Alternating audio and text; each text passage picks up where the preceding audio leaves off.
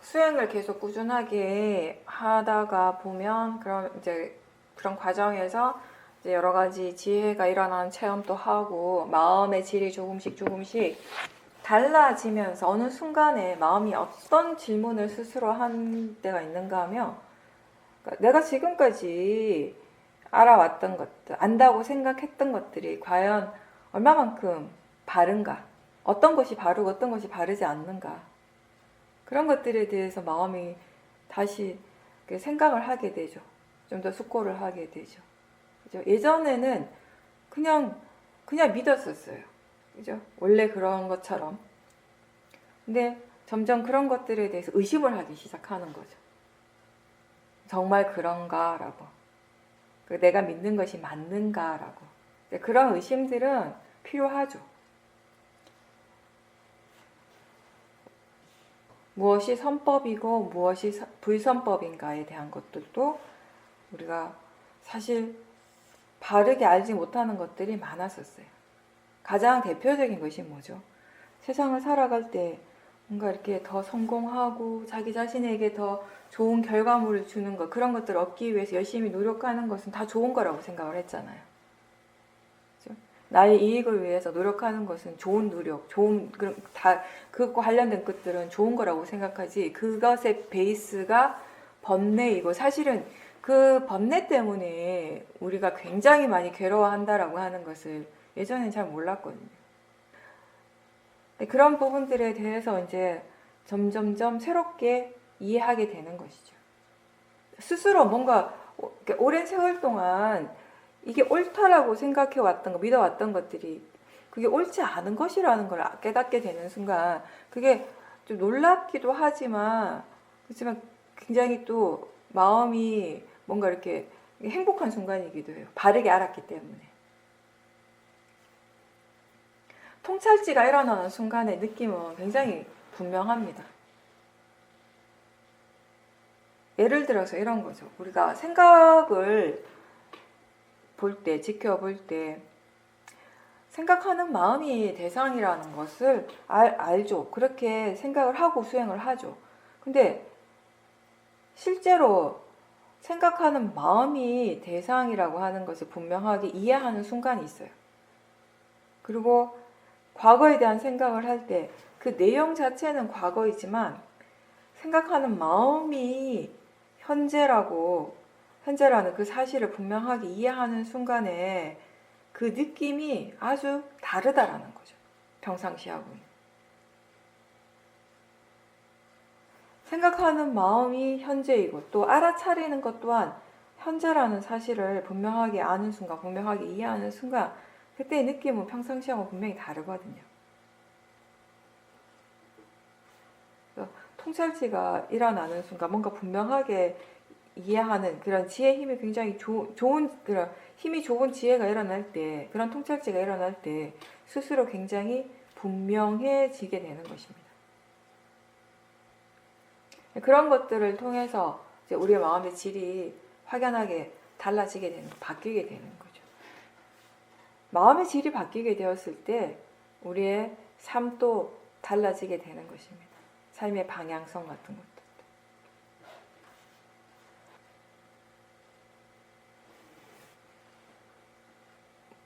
예전에는 우리가 자기 자신을 믿고 다른 사람에 대한 의심을 했다면, 그러니까 저 개인적인 건지 모르겠지만 수행을 하면서 달라지는 것 중에 하나가 다른 사람에 대한 관심이 줄어드는 대신에 저 자신을 덜 믿는 것 같아요.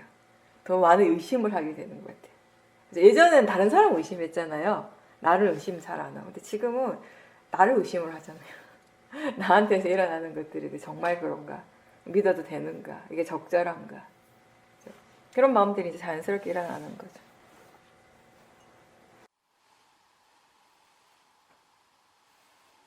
네, 이제 보살님께서 이제 그동안 몇 년 동안 정기적으로 해 오셨던 그 기부금 내는 그런 게 있었는데, 이번에도 거기서 이제 연락이 왔었는데, 이상하게 이번에는 좀 하고 싶지 않은 마음이 들고, 그래서 일단은 이제 거절을 했는데, 그러고 나서 다음날 아침에 이제 마음이 좀 평온하고 좋은 상태였는데, 그 기부하는 거에 대해서 다시 생각이 났고, 그리고 또 마음이 기꺼이 그걸 하고 싶어 하는 마음이 일어나서 그 원래대로 이제 기부를 하셨는데, 그런 과정들을 이제 이렇게 다시 한번 이렇게 돌아보니까 처음에 거기서 이제 전화 연락을 받았을 때 그 상대방의 말투라든지 그런 부분들에 있어서 보살님이 좀 화가 났었다라는 것을 나중에 아시게 됐다라고 말씀하셨어요. 뭔가 이걸 좀 강요하는 느낌이고, 이제 그런 것들에 대해서 스스로 내가 이걸 꼭 할 필요가 있을까라고 하는 그런 생각이 들어서 처음에는 이렇게 거절을 했었는데, 이제 나중에 마음의 상태가 좋아지고 난 다음에 화가 없는 상태, 좋은 마음의 상태에서 이제 돌아보니까 그때 이제 그게 거절을 했던 게 그 상대방의 어떤 그런 말투나 이런 표현에 대해서 화가 나서 그랬다라는 것을 다시 알게 됐고, 그 같은 일에 대해 같은 대상에 대해서도 마음의 조건에 따라서 전혀 다르게 판단을 한다라는 것을 다시 한번 알고, 또 거기에 대해서 다시 한번 또 이제 새롭게 생각하고 느끼게 되는 그런 체험을 하셨다라고 말씀하셨습니다.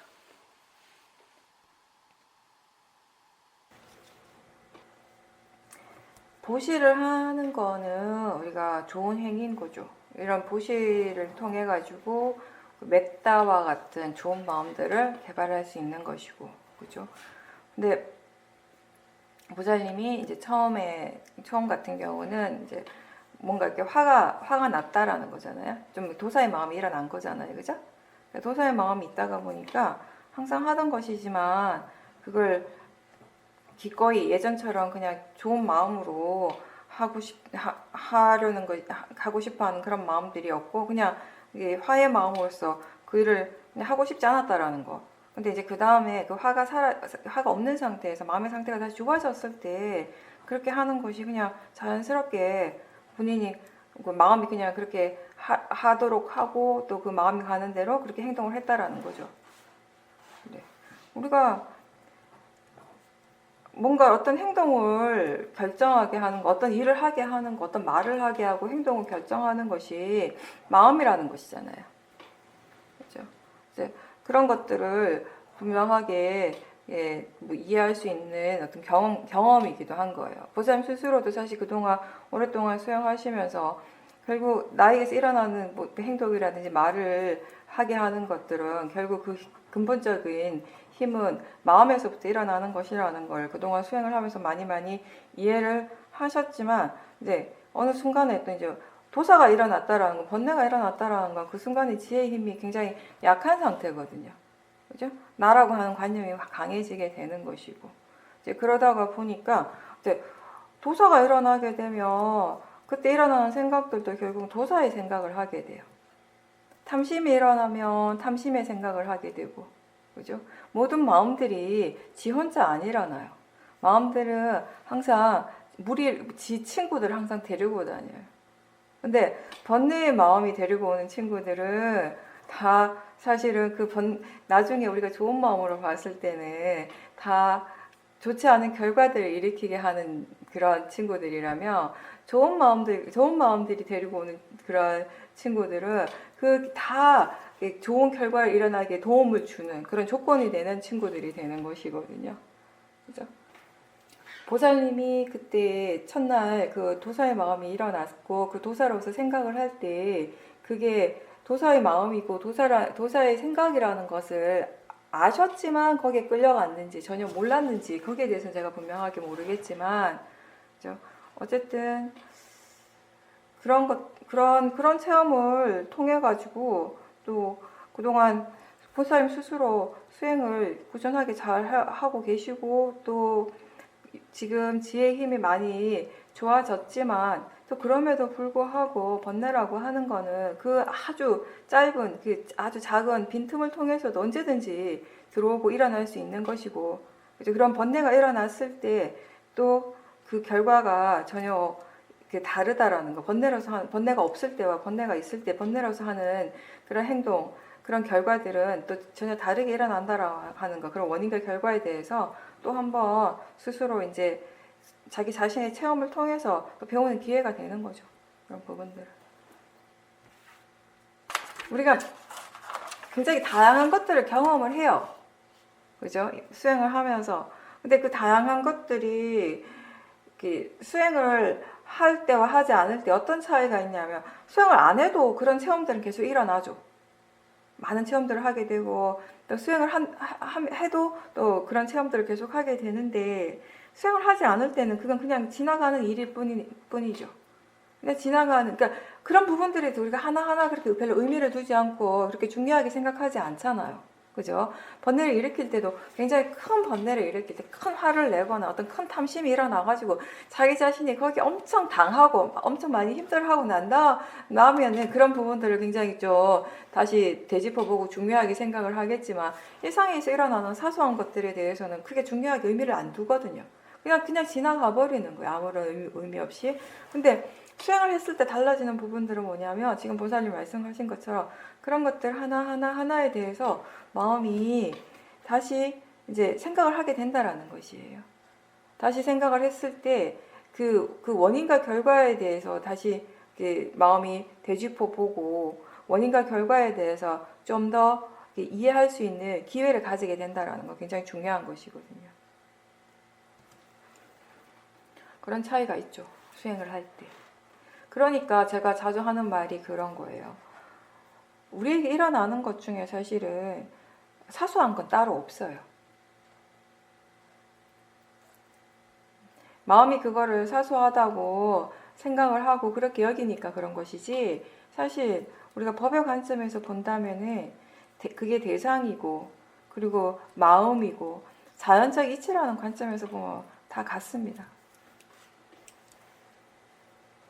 그런 것들을 우리가 사소하게 생각하지 않고 별것 아니라고 치부하지 않고, 그런 것들 하나하나에 대해서 마음이 관심을 두고 또 지켜보고, 또 그 당시에는 잘 몰랐지만 지나고 난 다음에 그때 왜 그랬는가에 대해서 마음의 그런 과정들에 대해서 다시 되짚어 보는 것을 통해서 또 뭔가 새로운 이해도 생길 수 있게 되는 것이거든요.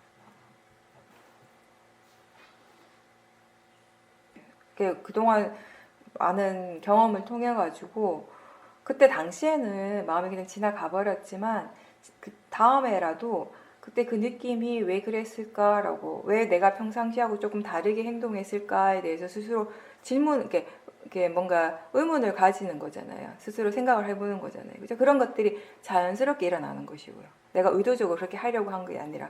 사실 아까 제가 법문한 내용하고 연결이 되는 것이거든요. 그죠? 그냥 당연하게 여기고 별거 아니라고 생각하면 그냥 넘어갈 수 있는 거지만, 내가 아니라 마음이 그걸 되짚어 보는 거예요.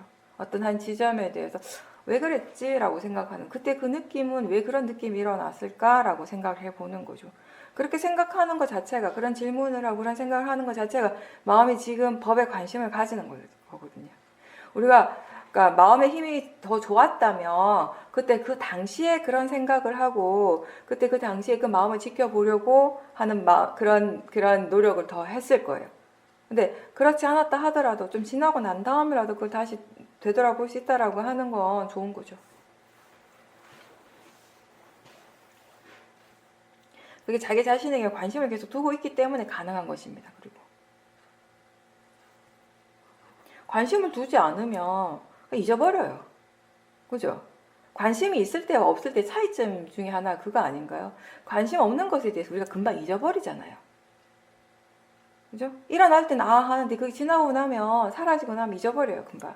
뭐가 일어나지 기억이 안 나요. 근데 항상 자기 자신에 관심을 두고 있으면 그때 당시에는 마음이 딱 바로 보지는 못했지만 지나고 난 다음에 다시 생각을 하게 되거든요. 왜 그랬지? 라고. 왜 그런 느낌이 일어났을까? 라고. 왜 마음이 그렇게 생각하고 왜 그렇게 반응을 했지? 왜 그런 행동을 하고 그런 말이 나왔을까? 라고 생각을 하게 되는 거죠. 관심이 있기 때문에.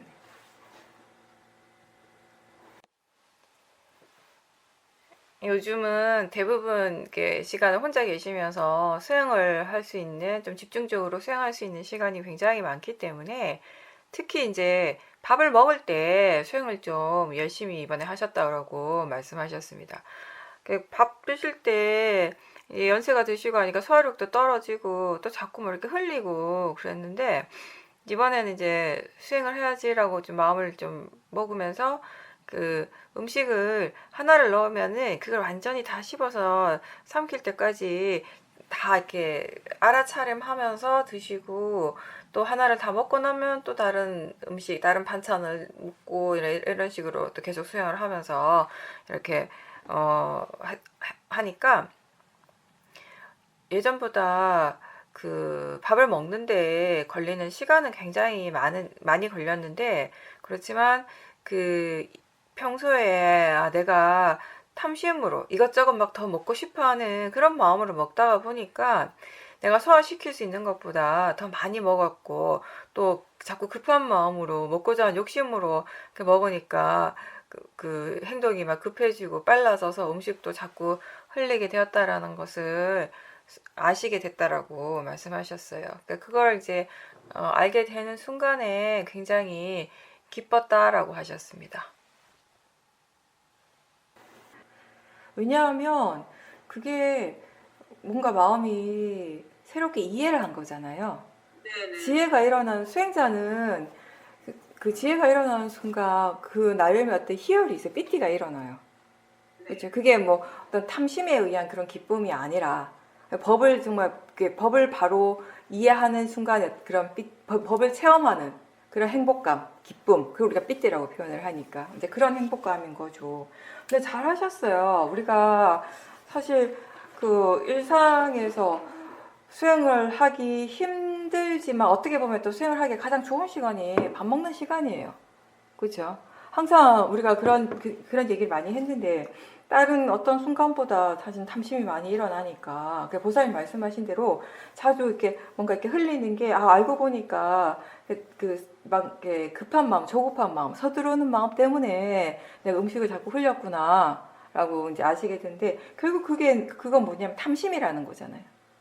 탐심의 마음으로 이렇게 막 먹다가 보니까 그냥 막 마음이 서두르고 급하고 그러다 보니까 이게 박자가 안 맞아가지고 자꾸 이렇게 떨어뜨리는 거죠. 그죠? 근데 이게 천천히 드시면은 사실 건강에도 일단 좋아요. 그죠? 건강에도 좋고 지금 보살님 하신 것처럼 이렇게 밥 다 하나하나 다 씹고 그 씹는 과정들을 천천히 씹으면서 그냥 천천히 씹는 게 목적이 아니라 보살님께서 수행을 하시기 위해서 천천히 드신 거잖아요. 그죠? 우리가 이제 수행에 대한 얘기를 할 때, 특히 이제 시험일 수행에서는 일부러 수행하기 위해서 일부러 천천히 하실 필요 없어요. 일부러 천천히 걷거나 천천히 먹을 필요 없다라고 얘기는 하는데, 그건 일반적인 얘기인 것이고, 이제 보살님처럼 각자 우리가 수행을 하다가 보면 방법적인 측면에서 본인이 뭔가 수행에 좀 더 집중하기 위해서, 어떤 수행을 좀 더 잘 활용하기 위해서 본인 나름의 어떤 그런 새로운 방법을 사용할 때가 있잖아요. 그죠? 보살님은 이번 경우에 이제 이 밥을 드실 때, 내가 지금 이 시간은 정말 수행을 한번 잘 해봐야겠다. 평상시에 이게 잘 안 되니까, 탐심으로 자꾸 먹게 되고, 또 자꾸 실수하고, 이게 계속 반복되니까, 이건 이제 수행을 한번 잘 해봐야겠다. 그러면서 일부러 이제 천천히 드신 거예요. 천천히 드시면서, 그냥 하나하나 그런 과정들을 좀 더 집중해서, 알아차리면서 드시려고 천천히 하신 거잖아요. 그죠? 그렇게 하면 일단 육체적으로도 신체적으로도 몸에 부담이 가지 않아서 좋을 거고 건강에 좋을 거고 무엇보다도 일단 그렇게 드시게 되면 마음이 맛에 탐닉하지 않는 거예요. 그러니까 맛있다 맛없다라고 생각하면서 막 먹는 것이 아니라 그냥 그 맛을 대상으로 알고 그죠? 맛뿐만 아니라 씹을 때 그런 감각들을 알아차림하게 되고 그리고 생각을 알아차림하시게 되고 보고 듣고 우리가 씹을 때 소리가 일어나잖아요. 그죠? 듣는 걸 알아차림하고 이런 과정들을 다 전체적으로 보면서 드실 거 아니에요. 드셨을 거 아니에요. 그렇게 우리가 수행을 하면서 먹으면 자연히 맛에 탐닉을 하지 않게 되는 거예요. 그렇죠? 그러다가 보니까 맛에 빠지지 않고 그 탐심 없이 그렇게 드시다가 보니까 예전에 내가 그렇게 자꾸 그 음식들을 흘렸던 게 뭔가 이렇게 탐심 때문에 자꾸 서두르고 급해서 그랬구나. 그게 바로 지혜잖아요. 그죠? 이해를 하신 거죠. 왜 그랬는지를. 원인과 결과를 이해하신 거잖아요. 그러니까 그 순간에 마음이 기뻤던 거죠. 삐띠가 일어났던 거죠. 밥을 먹는다라고 하는 게 우리가 항상 하는 일이에요. 그죠? 항상 하는 일이지만 그 일을 할 때 우리가 수행자로 살 수도 있고요. 그죠? 그냥 밥을 먹을 수도 있는 것이에요. 이제 보살님께서 이번에 그 밥을 먹는 그 과정을 하나를 모든 것이 법이 일어나는 순간으로 알아차림 하셨기 때문에 그런 지혜가 일어날 수 있었던 거죠. 그러니까 모든 일이 다 그래요. 우리가 먹는 것뿐만 아니라 식사하는 것뿐만 아니라 우리 일상의 삶의 모든 순간들이 다 그런 것이에요. 왜냐하면 기본적으로 사실 그런 모든 순간들이 법이 일어나고 있는 순간이기 때문에. 지금 그런 체험 경험을 앞으로는 꼭 뭔가 이렇게 밥을 드실 때만 하는 것이 아니라 다른 일을 하실 때도 마찬가지예요. 보살님 처음에 말씀하신 것처럼 시간이 온전히 보살님 거라고 하신 말씀은 그만큼 시간이 많다라는 거잖아요. 일상에서 혼자서 이렇게 수행할 수 있는 시간이 그만큼 많으신 거잖아요. 그렇다면 다른 시간들도 다 그런 식으로 수행을 하실 수 있죠. 그렇게 한다면은 보살님이 집에서 혼자 집중 수행을 하시는 거예요. 집중 수행이 딴 게 아니잖아요. 마음이 온전히 법에 집중하고 있는 시간이 이렇게 길기 때문에 우리가 집중 수행이라고 얘기를 하는 것이죠. 법에 집중하는 시간이라고 집중 수행이에요.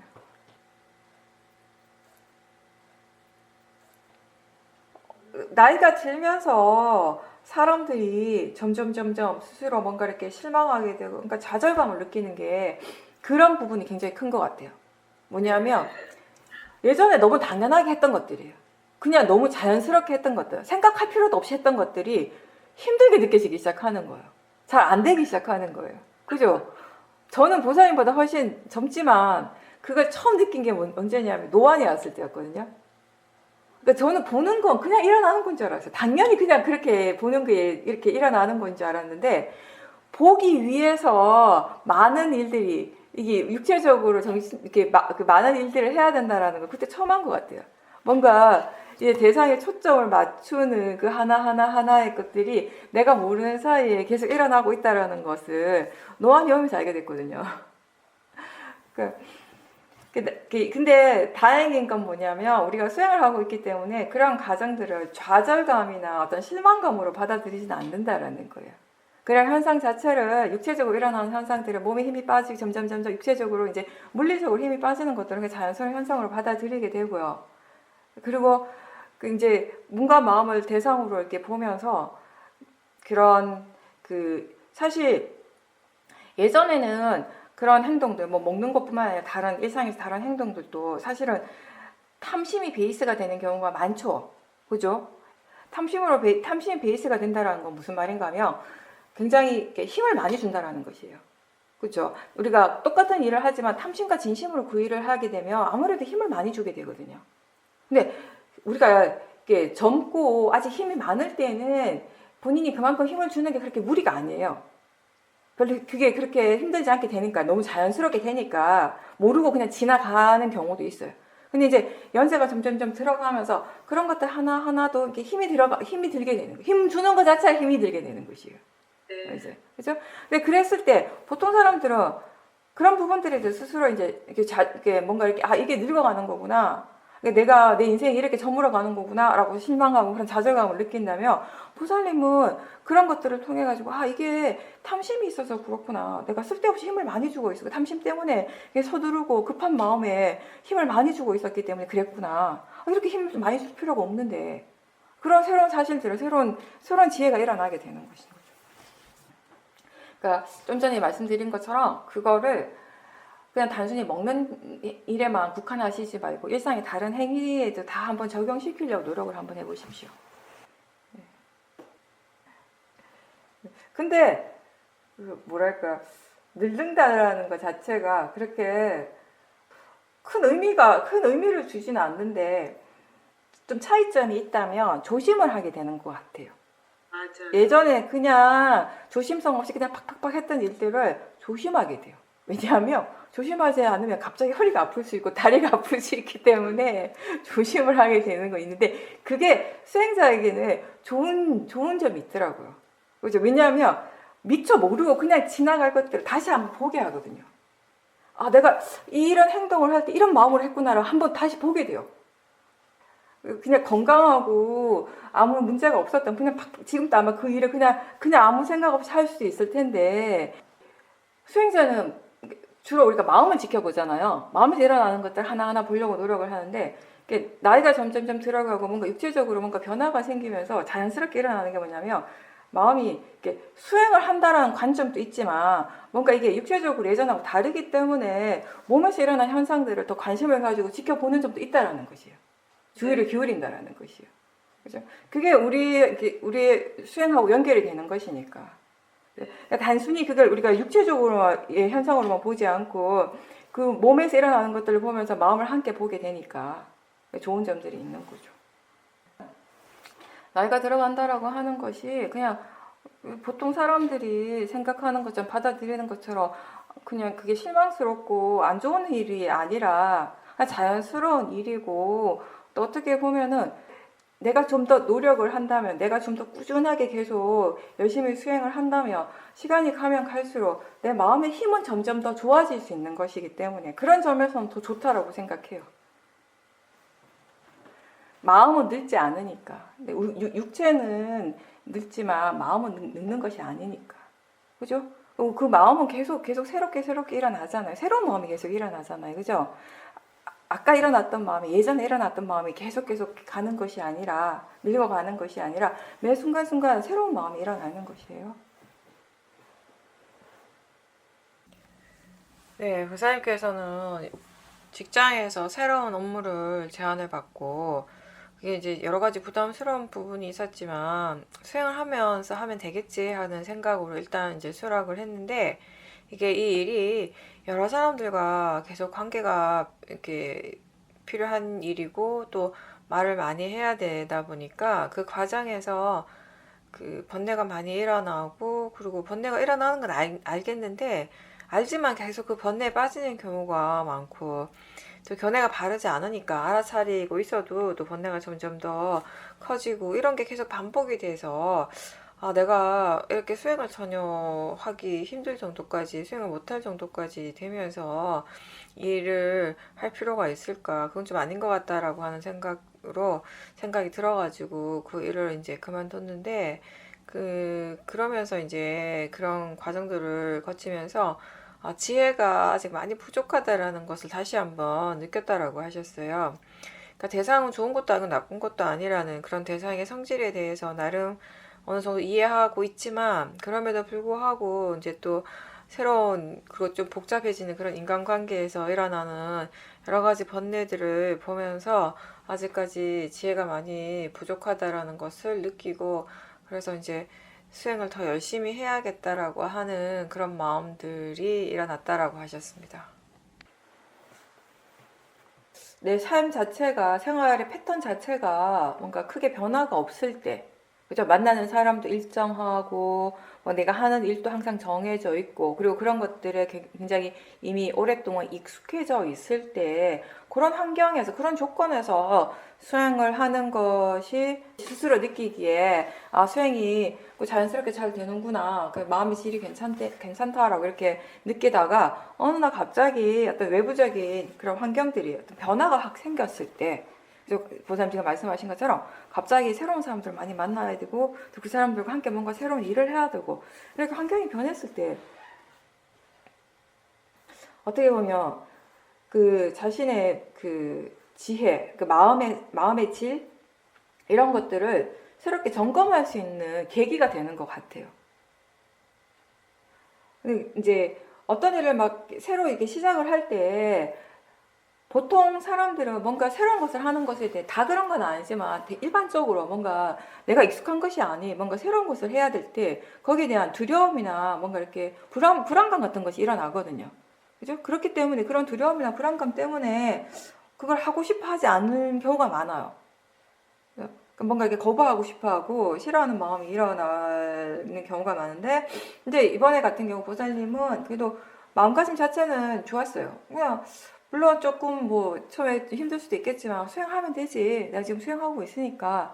그러니까 그런 마음가짐이 이제 생긴 거죠. 그러니까 미리 앞으로 일어날 일에 대해서 미리 막 이렇게 스스로 단정 짓고 그래서 난 못하겠어 이런 결정을 하기보다는 어떤 일이든지 일어날 수 있는 것이고 근데 뭐가 일어나더라도 어떤 일이 일어나더라도 그 순간순간 수행을 하고자 노력을 하면 되지 않을까라고 하는 이런 마음가짐이 있기 때문에 이제 예전보다는 어떻게 보면 새로운 일을 하는 데 있어서 좀 더 그런 그 불안감이나 그런 이렇게 거부감 없이 시작을 할 수 있는 거예요.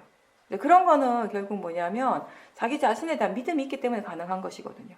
자신에 대한 믿음이라고 하는 것은 내가 지금 수행을 하고 있기 때문에 수행하는 그 마음에 대한 믿음인 거죠. 그죠? 근데 그런 마음의 믿음을, 수행하는 마음에 대한 믿음을 가지고 이렇게 시작을 했지만, 때로는 그게 뭐 내가 생각한 것보다 일이 더 잘 풀릴 수도 있지만, 또 때로는 지금 보사님 말씀하신 것처럼, 기대한 것보다는 좀 더 일이 힘들어질 수도 있는 거예요. 번뇌가 더 강하게 일어나고 스스로 힘들게 느껴질 수 있어요. 왜냐하면, 일단 뭔가 새로운 일을 할 때는, 이전에 내가 하지 않은 것들, 그냥 새로운 일들을 시작할 때는 아무래도 그 일 자체에 익숙해져야 하는 거잖아요. 그죠? 새로운 사람들에 대해 익숙해져야 되고 일에 대해서 익숙해져야 되기 때문에 어느 정도는 이 마음이 개성적으로 갈 수밖에 없어요. 그건 어쩔 수 없는 것이거든요. 그러니까 지금까지는 내가 익숙한 일들을 하고 익숙한 사람들과 이렇게 함께 있기 때문에 마음이 저 바깥쪽으로 별로 안 나가도 돼요. 이쪽에 있으면 이쪽에 많은 부분들이 내 쪽에 많은 그 지분을 차지하고 있어도 일을 하는데 아무 지장이 없어요. 이미 익숙한 것이기 때문에. 근데 새로운 일은 그렇지가 않거든요. 이게 우리가 안팎의 균형이라는 얘기를 항상 하잖아요.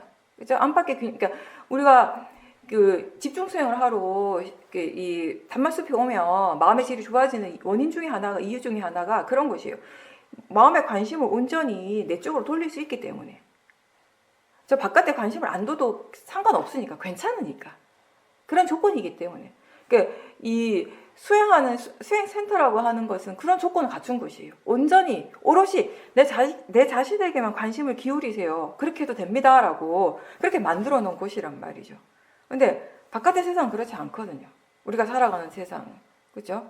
근데 그 바깥 세상에서 지금까지는 내가 어느 정도 익숙한 일들 하고 있고 익숙한 사람들과 함께 있기 때문에 거기에서는 그 일을 하는 데 있어서 크게 마음이 바깥으로 향할 필요가 많이 없는 거예요. 충분히 알고 있기 때문에. 그죠? 근데 이게 달라지는 거죠. 근데 새로운 일에 대해서는 내 쪽에 관심을 계속 두고 있던 마음이 어느 한 부분들이 좀 나가줘야 되는 부분들이 있는 거예요. 근데 거기에서 이제 번뇌가 생기는 거예요. 그래서 뭐 굳이 내가 이렇게 번뇌를 일으키면서까지 이 일을 해야 돼? 뭐 굳이 안 해도 될 것 같아라고 뭐 이렇게 결정해서 그렇게 해서 그게 더 이익일 수도 있고요. 또 어떤 경우는 또 그렇지 않을 수도 있잖아요. 그죠? 지금 번뇌가 일어나고 있지만 결국 이 번뇌가 일어나고 있다라는 것은 나쁜 것이 아니라 지금 내가 무엇이 부족한 걸 보여주는 거예요. 수행자로서 어떤 것들이 부족한 걸 그대로 나한테 가르쳐 주는 거예요. 알려주는 것이 번뇌예요. 번뇌는 그런 지표가 되는 것이거든요. 우리한테 좋은 거예요. 그런 의미에서 본다면. 그죠? 이런 부족한 부분들이 아직 여전히 있었구나. 내가 그런 환경에, 새로운 환경에 처해지지 않았다면, 그러면 모르고 지나갔을 거 아니에요. 모르고 지나가서 그런 번뇌가 정말 중요한 때, 어느 날 갑자기 일어나서 내가 되게 당황할 수 있는 것인데, 뭔가 좀 더 그래도 내가 스스로 뭔가 컨트롤할 수 있는 그런 환경들의 조건들을 좀 더 컨트롤할 수 있는 상황이 일어났다라고 하면 그나마 다행인 것이에요. 그래서 수행자의 입장에서는 본인이 또 결정을 할 수는 있겠죠. 선택을 할 수 있겠죠. 굳이 이렇게까지 내가 번뇌를 일으키면서 이 일을 할 필요는 없는 것 같아 라고 결정할 수 있고, 또 새로운 환경 속에서 또 이 마음을 개발하는 것, 번뇌를 지켜보고 마음을 개발하는 일들을 또 계속 해 나갈 수 있지 않을까. 이걸 통해서 또 뭔가 또 마음이, 수행이 또 뭔가 진전이 있을 수 있지 않을까라고 생각을 한다면 또 그 일을 하면서 번뇌는 물론 일어나고 있지만 그걸 통해서 또 마음의 질을 더 발전시킬 수 있도록 노력할 수 있는 것이고요. 그렇죠? 그러니까 지금 제가 이 얘기를 왜 하는가 하면은 이건 보살님한테 얘기를 하는 것이 아니라 다른 분들한테 제 말씀 다 이렇게 적용되는 것이니까 말씀을 드리는 거예요. 그러니까 우리가 번뇌라고 하는 것이 무조건 이렇게 피해 간다고 해서 다는 아니잖아요. 그렇죠? 그러니까 굳이 그걸 뭐 내가 그걸 안 해도 되는데 일부러 내가 막 하면서 굳이 번뇌 일으킬 필요는 없지만 그걸 해야 한다면 그 일을 하면서 일어나는 번뇌들은 또 지켜보고 그걸 통해서 우리가 또 수행 이렇게 새롭게 또 배워가야 한다라는 것이거든요. 우리가 사실 일상에서 가장 자주 접하는 대상이 번뇌일 거예요. 번뇌. 수행자에게 가장 자주 일어나는 대상이 번뇌예요. 근데 이제 번뇌인 줄 아는데 이걸 도대체 어떻게 해야 되지? 라고 할 때 마음이 이제 당황을 하는 거예요. 그러니까 지금은 이제 보살님 같은 경우는 그 번뇌를 어떻게 다루어야 하는지, 번뇌가 일어날 때 무엇을 어떻게 해야 하는지에 대한 지혜가 이제 있기 때문에, 번뇌 때문에 뭐 당황을 하거나 그런 경우는 크게 없겠지만, 이 수행자의 마음의 그 상태에 따라서 얼마만큼의 이렇게 사티와 지혜, 사마디를 갖추고 있는가에 따라서 이렇게 일어나는 마음의 반응들은 다 다르기 때문에, 어쨌든 번뇌를 다루는 것은 결국 내가 하는 것이 아니라 지혜가 하는 것이거든요. 지혜의 힘에 의지를 해야 하는 것이에요. 근데 그때 우리가 수행자로서 갖춰야 될 기본 자세는 뭐냐면, 결국 이 번뇌에 대해서 이해하고자 노력한다라는 것이에요. 가장 기본 자세는. 거기서부터 항상 시작을 하는 것이에요. 번뇌를 이해하고, 번뇌를 대상으로 알아차림하고, 번뇌를 이해하고자 하는 노력이라는 거죠. 번뇌를 왜 지켜봐야 하는가? 답은 하나예요. 그 번뇌에 대해서 이해하기 위해서. 번뇌가 왜 일어났어요? 거기에 대해서 뭔가 아직 이해가 부족하기 때문에 지금 일어나는 것이잖아요. 그 부족한 것에 대해서 이해하기 위해서 노력하는 거죠. 번뇌를 알아차림하면서 그것의 성질이 어떤지, 언제 번뇌가 일어나고 어떤 대상에 대해서 일어나는지, 그리고 그렇게 일어난 번뇌가 어떤 식으로 몸과 마음이 어떻게 작용을 하는지, 번뇌의 느낌은 어떤지, 이런 것들에 대해서 계속해서 알아차림해야 되는 거예요.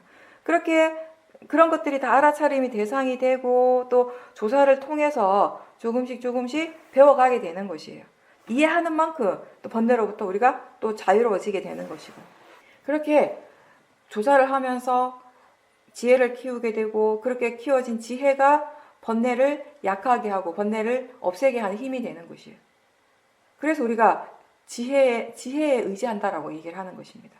우리 자신이 번뇌를 없애는 것이 아니라 지혜에 의지를 하는 것이에요.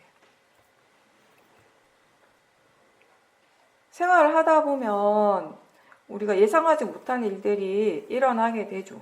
일어날 때 예상하지 못했기 때문에 또 번뇌가 일어나기가 쉽고, 그랬을 때 그 일 자체를 하지 않으려고 피하려고 하기보다는, 이제 본인이 수행자로서 기본적으로 이제 마음의 힘이 있다면, 수행을 어떻게 해야 하는가에 대한 기본적인 어떤 이해를 가지고 있다면은, 일 자체를 없애려고 하고 일 자체를 피하려고 하는 그런 관점보다는, 그럼 지금 일어나고 있는 이 번뇌를 어떻게 지켜봐야 하는가에 대해 더 중점을 둬야 하는 것입니다.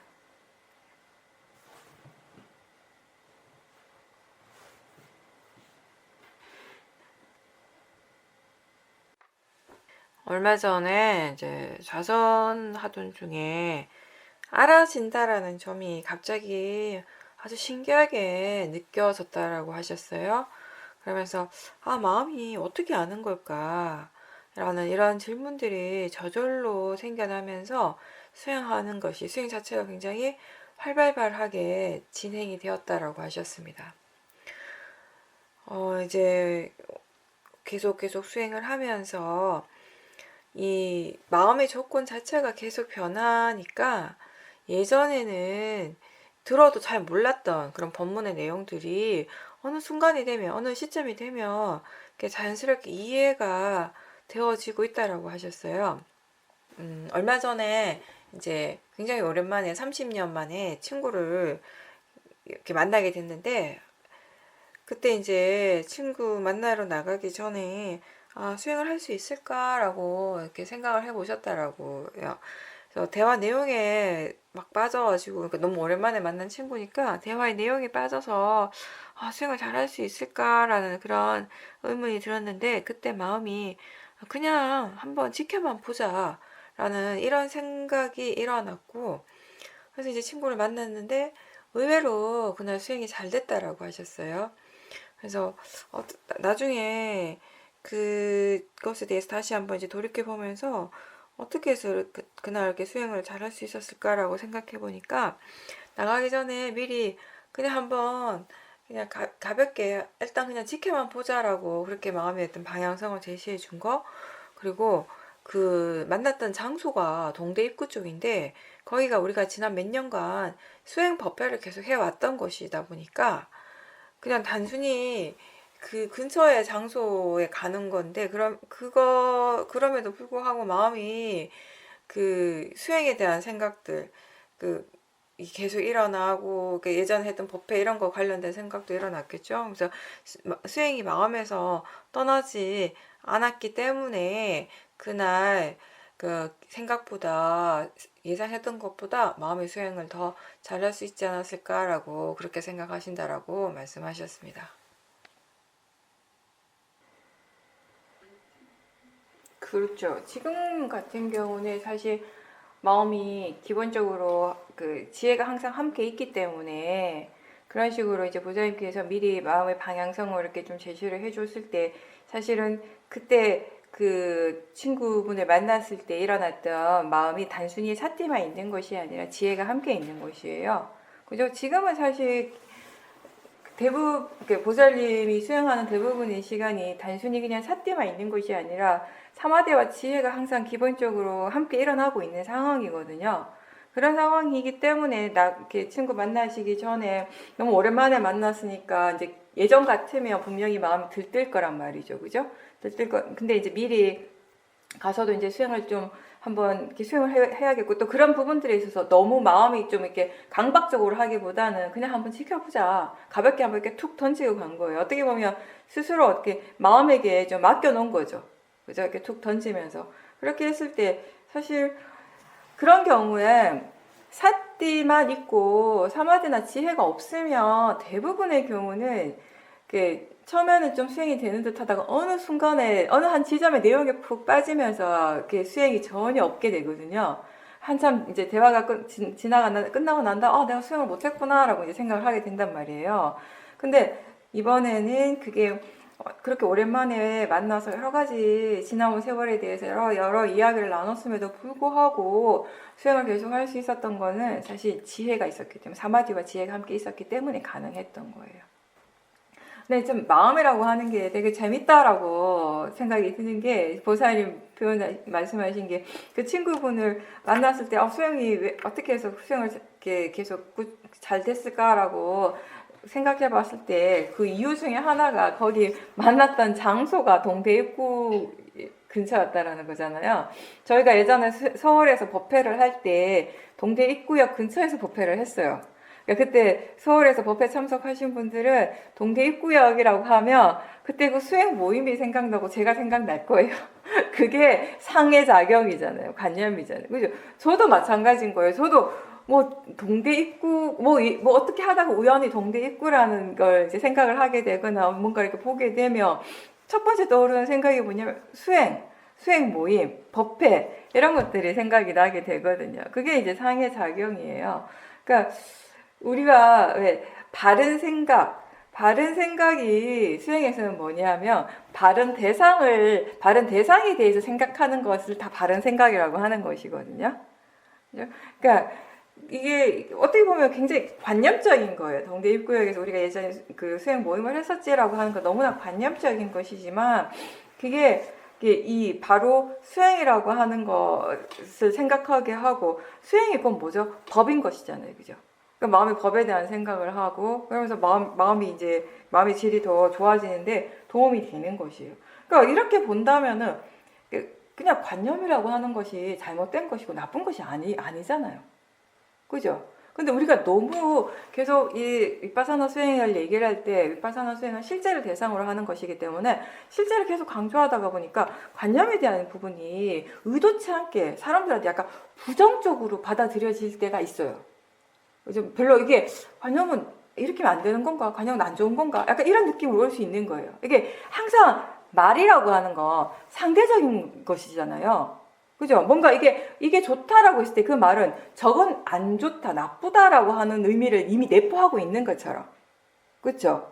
그래서 이게 항상 실제를 강조하고 실제를 보는 게 너무 중요하고 실제를 통해서 지혜가 일어나고 이러는 얘기를 계속 이렇게 듣고 스스로 이렇게 강조를 하다 보니까 관념에 대해서는 약간 부정적인 그런 느낌이 일어나는 거. 근데 사실 관념이 우리에게 굉장히 많은 일을 하고 있잖아요. 관념이 없다면 우리가 이 말을 듣는 순간에 잊어버리지 않을까요? 이 말의 의미가 무엇인지 어떻게 생각을 하겠어요? 관념의 그런 작용이 없다면. 그죠? 관념의 작용이 없다면, 그런 상작용이 일어나지 않는다면, 여러분들하고 나하고는 못 만나요. 잊어버리기 때문에. 내가 누군지 몰라요. 그죠? 그리고 토요일 8시에 법회를 한다는 사실 기억을 못 하죠. 그죠? 아무것도 할 수가 없어요, 사실은. 그리고 수행하는 마음에 대해서 얘기할 때도 사실 관념이라고 하는 건 지금 일어나고 있는 실제가 무엇인지 우리에게 알려주는 그런 역할을 하잖아요. 그죠? 지금 뭐가 보이네, 어떤 소리가 들리네, 라고 하는 순간, 보통의 사람들은 그렇게 마음이 생각하는 순간에 소리에 대해서 또는 보이는 대상에 대해서 집중을 하지만, 수행자의 마음은 어떻습니까? 지금 뭐가 보이고 있고, 이런 소리가 들리는구나, 라고 하는 순간, 지금 들린다라고 하는, 또는 보인다라고 하는 그 자체에 마음이 관심을 두게 되는 것이에요. 그죠? 그러니까 관념이 지금 무엇이 어떠한 지금 실제가 일어나고 있는가 우리에게 알려준 역할을 하는 것이거든요, 사실은. 모든 번뇌의 마음은 관념을 대상으로 해요. 하지만 그렇다고 해서 모든 관념의 작용이 잘못된 것이구나. 관념 자체가 번뇌인 건 아니잖아요. 그죠? 관념이 어떤 마음의 작용인지 이해하지 못하는 어리석은 모하의 마음 때문에 번뇌가 일어나는 것이지. 마음이 정말 이렇게 우리가 일상생활에서 마음을 대상으로 보고 마음이 일어나는 것들을 이렇게 떨어져서 이렇게 지켜보고 있으면 그게 나하고 상관없이 그냥 대상으로 지금 여기서 뭐가 일어나고 있지 하는 그런 정도의 마음가짐으로 이렇게 지켜볼 때 재밌는 것들을 많이 발견하게 돼요. 그리고 이제 그 30년 만에 친구분을 만나가지고 처음에는 대화의 내용이 너무 빠져가지고 수행하기가 힘들지 않을까라고 걱정을 하셨지만 사실 지금 수행하는 마음에 실제에 대한 이해, 그죠? 실제를 이해하는 그런 지혜의 힘이 충분하기 때문에 관념에 빠지지 않고 관념과 실제를 구분해서 마음이 어느 쪽에 더 관심을 둬야 하는지를 분명하게 알고 대화를 했기 때문에 그 내용에 빠지지 않고 번뇌를 일으키지 않고 수행을 계속 할 수 있었던 겁니다. 그래서 우리가 관념과 실제를 이해하는 것이 중요하다라고 항상 얘기를 하죠. 왜냐하면 우리의 삶에서는 일상에서는 항상 그렇게 관념과 실제가 항상 함께 일어나고 있어요. 함께 일어나고 있는데 왜 관념에 빠지고 왜 관념을 대상으로 번뇌가 일어나는가 하면 무엇이 실제이고 무엇이 관념인가에 대해서 분명하게 이해를 하지 못하기 때문에 그런 것이거든요. 거기에 대한 이해가 분명해지면 관념의 내용에 빠지는 일이 별로 없어요, 사실. 실제는 실제대로 알아차림하고 관념은 관념대로 알아차림을 하고 있게 되는 거죠. 여기 계신 분들은 좀 오랜 기간 동안 수행하신 분들이 많잖아요. 그죠? 오랫동안 몇 년간 이제 계속 꾸준하게 수행을 하면서 우리가 번뇌에 대해서 얼마나 많은 얘기를 들었고 얼마나 또 스스로 그걸 대상으로 수행을 많이 해왔어요. 그죠? 그러니까 번뇌에 대해서 어느 정도 이해하고 있다라고 어떤 그런 생각, 그런 믿음도 가지고 있지만 또 어떤 상황에 딱 부딪혔을 때 또 새로운 번뇌가 일어나는 것이에요. 새로운 마음이 일어나고 항상 새로운 번뇌가 일어나게 되는 것이거든요. 그리고 그랬을 때 또 그걸 통해서 내가 지금 뭐가 더 이렇게 수행에 있어서 이 법에 있어서 어떤 부분이 더 부족한가에 대해서 그런 부분들에 대해서 이해를 하게 되는 것이고 또 관념과 실제에 대해서 우리가 끊임없이 계속 얘기를 듣잖아요. 우리가 수행 법문을 할 때 제일 많이 듣는 부분 중에 하나가 관념과 실제의 부분이에요. 그죠? 이게 하도 많이 들어가지고 아는 것 같아요. 뭐가 관념이고 무엇이 실제인가 물어보면 이렇게 설명을 하실 수 있을 거예요. 설명은 할 수 있는데 막상 그게 우리 일상의 삶 속에서 그런 것들이 끊임없이 일어나고 있을 때 그걸 분명하게 이해하는 지혜가 있는가의 부분은 또 다른 것이거든요. 그래서 수행을 우리가 계속 끊임없이 해나가야 되는 이유가 바로 그것인 겁니다. 계속 이해를 해야 되기 때문에 계속 새로운 지혜가 계속 일어나야 되기 때문에 계속 새로운 번뇌가 일어나거든요. 그렇다면 계속 새로운 지혜도 일어나야 돼요. 그리고 처음에 보살님 말씀하신 게 알아지는 것이 굉장히 신기하게 느껴졌다라고 말씀하셨어요. 그죠? 알아진다라고 하는 것이 처음 안 것은 아니에요. 지금까지 뭔가 알아지는 것이 분명한 순간들은 굉장히 많았을 겁니다. 그죠? 지금 알아지고 있다라고. 뭔가 지금은 이 수행을 하실 때 대상과 마음을 다 알고 있을 거예요. 전체적으로. 그죠? 그렇다라고 하는 것은 이미 알아지는 성질과 아는 성질을 다 함께 보고 있다라는 것이거든요. 알고 있다라는 것이거든요. 근데 그럼에도 불구하고 우리가 수행을 하다 보면 어느 순간에 어떤 하나의 그런 성질이 굉장히 굉장히 새롭게 느껴지고 그 순간이 굉장히 신기하게 느껴질 때가 있어요. 그때는 언제냐 하면은 그것에 대해서, 그 법의 성질에 대해서 이전에 몰랐던 뭔가 새로운 지혜가 일어나는 순간이에요, 사실은. 근데 이제 그 지혜가 이런 거예요. 아까 제가 어떤 통찰지에 대해서 얘기할 때 뭔가 분명하게 이해하는 통찰지가 일어날 때는 뭔가 느낌이 분명하게 다르다라고 얘기를 했어요. 그죠? 그런 지혜의 힘이 아주 좋을 때는, 이렇게 아주 깊은 지혜가 일어날 때는 그 느낌 자체도 너무 분명하고 뭔가 이렇게 지혜가 일어났다라고 하는 게 스스로 굉장히 분명한 순간이거든요. 근데 지혜가 일어나는 순간들이 그렇게 분명할 때도 있지만 그렇지 않을 때도 사실은 많아요. 그러니까 뭔가 일어나긴 일어났어요. 뭔가 일어나긴 일어나고 있지만 본인 스스로는 지금 뭐 어떤 지혜가 일어나는지 스스로 설명할 수 없는 경우도 많다라는 것이에요. 근데 마음에서는 뭔가 분명하게 일어나고 있다라는 것이거든요. 그래서 뭐 왜 그런지는 나는 알 수 없는데 뭔가 이렇게 되게 신기하네, 뭔가 되게 새롭네 라고 느낌이 일어나는 것이죠.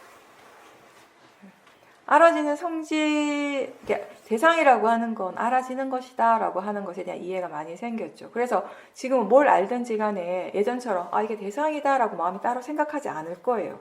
그 생각 대신에 알아지고 있다라는 것이 분명하죠. 그냥 알아지고 있다는 느낌이 분명하고 알아지는 성질이 분명한 거예요. 근데 그거는 사실 다른 사람한테 뭔가 이렇게 말로 설명할 수 있는 건 아니에요. 근데 그 순간에 보살님 마음에 너무나 분명하게 일어나는 것이에요. 그죠? 그게 바로 지혜거든요. 지혜는 그렇게 일어나는 것이에요. 그거를 내가 뭐 어떻게 설명할 수도 없고요. 뭔가 이렇게 보여줄 수는 없지만 그 순간에 나 자신에게 너무나 분명한 것이거든요. 그렇게 알아지는 것이 지금까지 이전에도 분명했지만 그 알아지는 성질에 대한 좀 더 깊은 이해가 그 순간에 일어났던 거죠. 그래서 신기했던 거죠. 그러한 이런 성질에 대한 이해, 법의 성질, 법의 성품에 대한 이해는, 그런 지혜는 계속 일어나게 되거든요. 사실 알아지는 성질에 대해서 뭔가 마음이 새롭게 이해를 했을 때 그럼 뭐가 새롭지라고 물어보면 뭐라고 대답하겠어요? 알아지는 성질인데요. 이렇게 얘기를 하죠. 그 외에 뭐가 있겠어요? 그렇죠? 근데 분명한 건 뭐냐면 그 지혜의 깊이는 달라졌다는 거예요. 그것도 재밌죠. 좀 신기하기도 하고.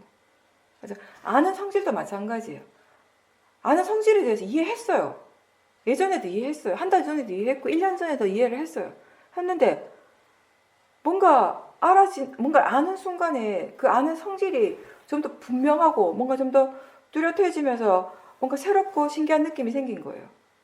아는 성질에 대해서 뭔가 새로운 이해가 생긴 거예요. 근데 뭘 새로 이해했습니까? 라고 물어보면 대답이 뭐예요? 아는 성질을 이해한 거예요. 그거 왜 뭐를 더 설명할 수 있겠어요? 근데 마음은 안다라는 것이에요. 마음은 이해하고 있다라는 것이에요. 그게 빠라마타입니다.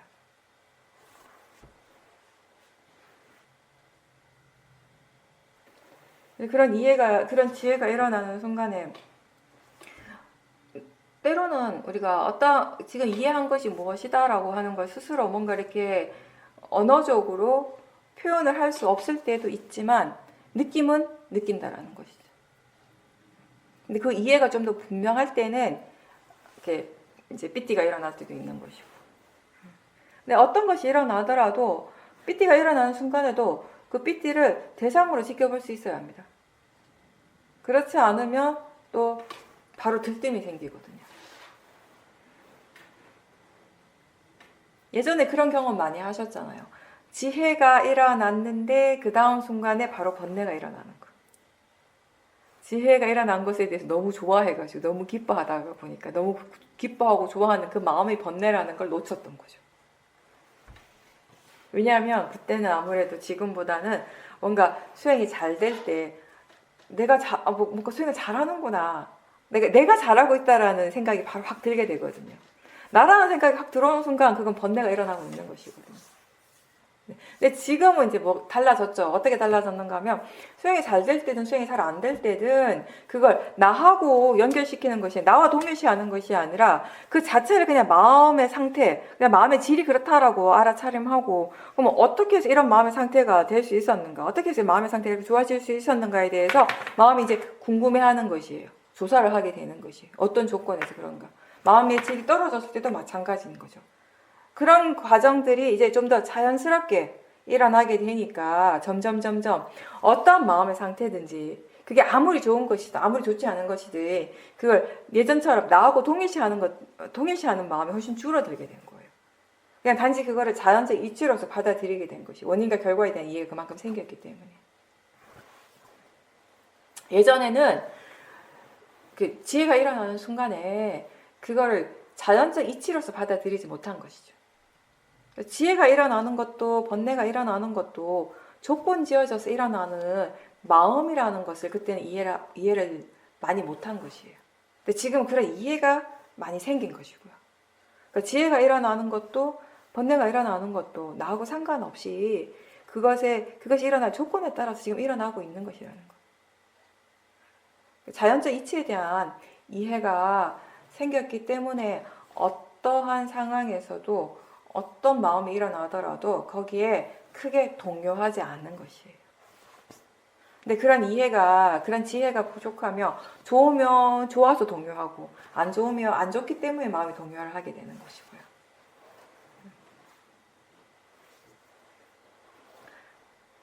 이제 우리가 수행을 계속 해 나가면서 점점 많은 것들, 법에 대한 많은 이해들이 생기고 동시에 그 자연적 이치에 대한 거, 원인과 결과에 대한 이해도 함께 계속 생기게 되는 것이에요.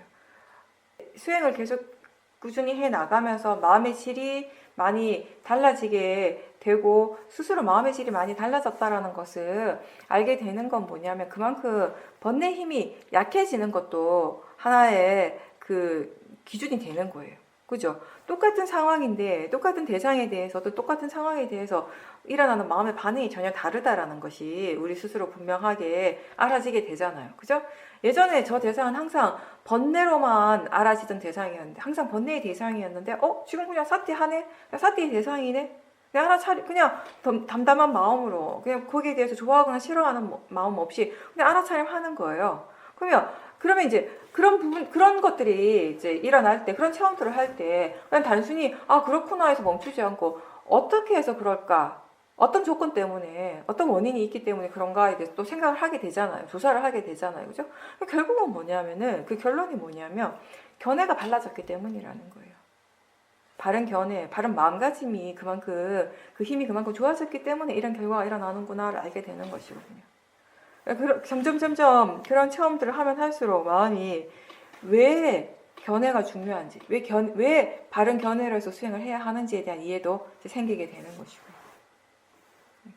계속 그건 끝이 없는 것 같아요. 우리가 수행을 계속 하는 이상은. 왜냐하면 그럴 수밖에 없는 게 자연적 이치를 이해하는 것이 결국 무아를 이해하는 거잖아요. 우리가 무아를 분명하게 이해한다라는 거 거기에 사실은요 무아만 이해하는 것이 아니라 무상에 대한 이해도 함께 있을 수밖에 없어요. 뭐랄까 나라고 하는 존재가 따로 있지 않다라는 거. 그냥 몸과 마음에서 일어나는 실제하는 현상들, 실제하는 법은 매 순간순간 새롭게 일어나고 사라지고 하는 원인과 결과의 그냥 흐름이라는 거. 그 흐름 자체를 우리는 나라고 관념적으로 생각할 뿐이라고 하는 거. 그 이해 안에는 당연히 계속 새롭게 일어난다라고 하는 거 항상 하지 않다라는 것을 이미 내포하고 있잖아요. 그게 바로 무상이죠. 무상에 대한 이해죠. 그러니까 무아를 바르게 이해한다, 무아를 깊이 이해한다라고 하는 건 무상에 대한 이해와 결코 분리되어질 수 없다라는 것이거든요. 그렇기 때문에 우리가 이 수행을 계속 하면서 계속 지혜를 지혜의 깊이가 계속 깊어져 갈 때 이 결국에는 그게 어느 지점으로 이렇게 딱 모여지는가 하면 결국은 이게 견해에 관한 것이구나. 결국 원인과 결과라고 하는 것이구나. 이 지점으로 계속 가게 되는 것이거든요. 이게 무상과 무아를 이해하는 것이고요. 그러니까 어쩔 수 없이 저도 법문을 할 때 계속 그 얘기를 하는 것 같아요. 너무 중요하니까. 그죠? 그러니까 지난주에 많이 했으니까 이번 주에 안 해야지 이게 안 되는 거예요. 법이라고 하는 게 지난주에 일어났다 이번 주에 안 일어나는 것도 아니고 항상 일어나는 거예요. 항상 일어나고 있다면 거기에는 항상 원인과 결과가 항상 그 성질로서 계속 일어나고 있는 것이거든요. 똑같은 말을 안 할 수가 없는 거죠. 안 할 수가 없지만 다만 우리가 기대하는 것은 뭐냐면 항상 똑같은 말을 듣지만 그 말을 듣는 마음의 이해가 달라지기를 수행을 함으로 해서 그게 이제 그런 변화가 점점 생기는 것이죠. 네, 여러분들 각자가 본인 스스로가 그런 것들을 분명히 느끼고 계시리라고 믿습니다. 당연히. 예전에는 처음 이렇게 수행을 하고 지혜가 일어날 때는 사실 그 지혜가 자기 자신에게 어떠한 영향을 주는지, 어떤 변화를 주는지 잘 몰랐어요. 그때는 지혜가 일어나긴 했지만 그 지혜의 힘이 굉장히 약했기 때문에. 근데 지금 그 지혜가 또 쌓이고 하나의 그 처음 일어났던 지혜를 조건으로 또 다른 지혜가 일어나고 점점 그러면서 지혜의 그런 이제 뭐랄까 에너지가 점점 커지면서 이제는 그게 우리 삶 속에서 바로바로 적용이 가능해지는 거예요. 우리 마음의 질이 달라지게 되는 것이죠. 그런 것들을 스스로 이제 확연하게 느끼게 되니까 그걸 통해서 이제 수행의 가치, 그 알아차림의 그런 중요한 것들을 남이 얘기하지 않아도 스스로 이해하게 되고 결국 그게 뭐냐면 신심인 거죠. 믿음이 생기는 거죠. 그러면 오늘 여기서 마치겠습니다. 수고하셨습니다.